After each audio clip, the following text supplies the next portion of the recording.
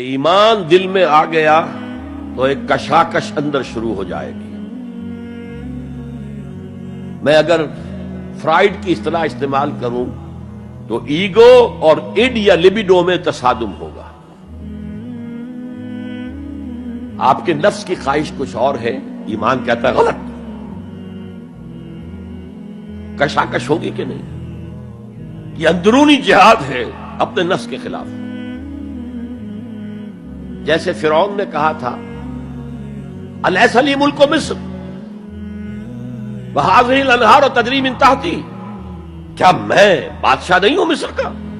مصر کی حکومت میری نہیں ہے؟ اور کیا یہ ساری نہریں جو ہے میرے نظام کے تحت نہیں چل رہی؟ اسی طرح برا نہ مانیے، ہمارا نفس کہتا ہے یہ جسم میرا ہے، میری ملکیت ہے، اٹس مائی ڈومین، میری خواہش پوری کرنی ہوگی۔ جیسے اس نے کہا میں نہیں جانتا کوئی خدا ہے میرے سوا اور میرے اوپر، میں نہیں مانتا۔ نفس بھی کہتا میں نہیں ماننے کو تیار، کیا حلال ہے کیا حرام ہے، کیا جائز ہے کیا ناجائز، میری خواہش پوری کرو۔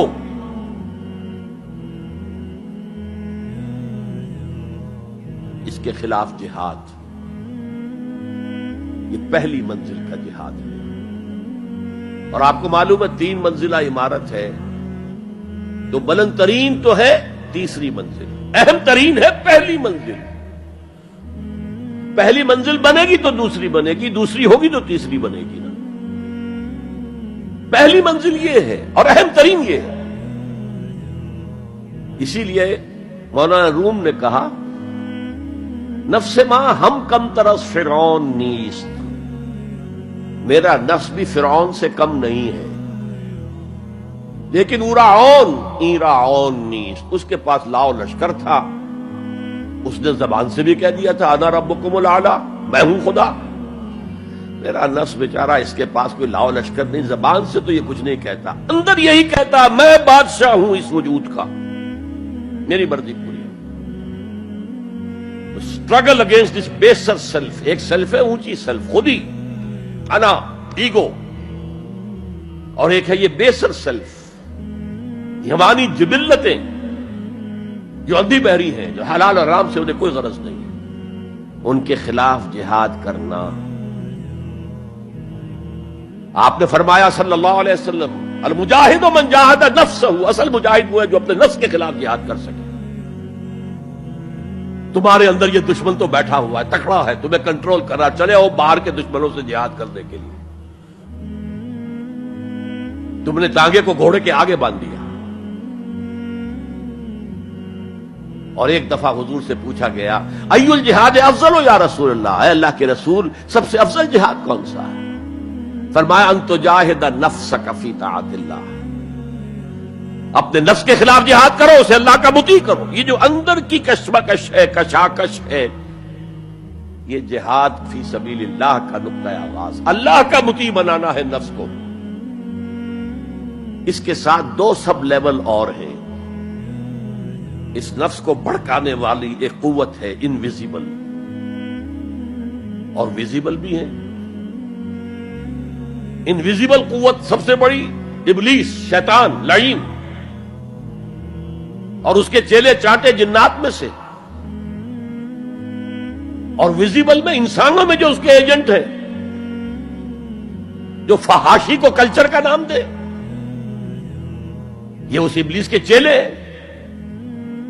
ان کے خلاف جہاد نہیں کریں گے آپ، اگر آپ ان کے خلاف ایگریسو ایٹیٹیوڈ اختیار نہیں کریں گے تو آپ ان کے دباؤ میں آ جائیں گے۔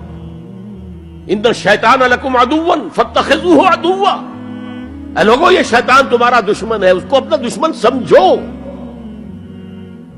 وہ تمہیں سبز باغ دکھاتا ہے، بدی کو مزین کر کے دکھاتا ہے، اچھے اچھے نام اس کے رکھ دیتا ہے، اور تمہیں آمادہ کرتا ہے بدی کے ارتکاب پر۔ نہیں، وہ تمہارا دشمن ہے۔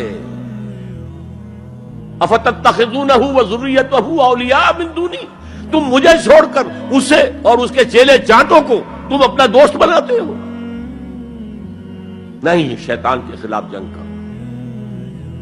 اور تیسرا اس پر سب لیول کیا ہے؟ معاشرہ اگر بگڑا ہوا ہے، اس کا عمومی رجحان برائی کی طرف ہے. تو سوشل پریشرز آپ کو ادھر دھکیلتے ہیں. جیسے کہ اگر کوئی موب جا رہا ہے تو اس کے ساتھ چلنا تو بہت آسان ہے، وہ خود ہی آپ کو دھکیلتا ہوا لے جائے گا. اس کے خلاف چلنا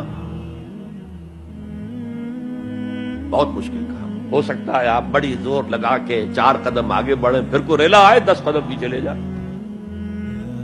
تب 2 ہی راستے ہیں، زمانہ باتوں نے سازت تو بعد زمانہ بے ساز. یا تو پیسو معاملہ ہے، زمانہ تمہارے ساتھ سازگاری نہیں کرتا، چھوڑو تم زمانے کے ساتھ سازگاری اختیار کر لو، چلو تم ادھر کو ہوا ہو جدھر کی. ایک یہ ہے کہ نہیں، زمانہ باتوں نے سازت تو بعد زمانہ ستیس. زمانہ اگر تمہارے ساتھ سازگاری نہیں کر رہا تو زمانے سے جنگ کرو، لڑو، ریزسٹ کرو.